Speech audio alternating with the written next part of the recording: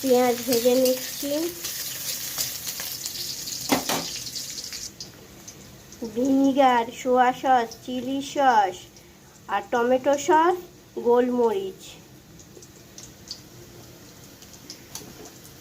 দিয়ে দিলাম।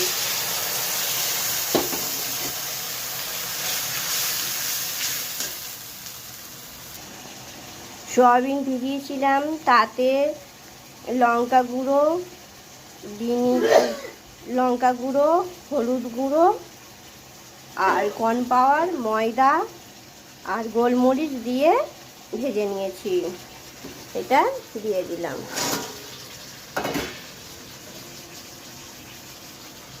কর্নফ্লাওয়ার গুলে রেখেছিলাম, এটাও দিয়ে দিলাম।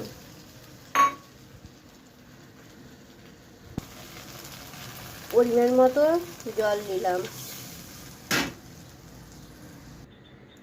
টক ঝাল সয়াবিন রেডি।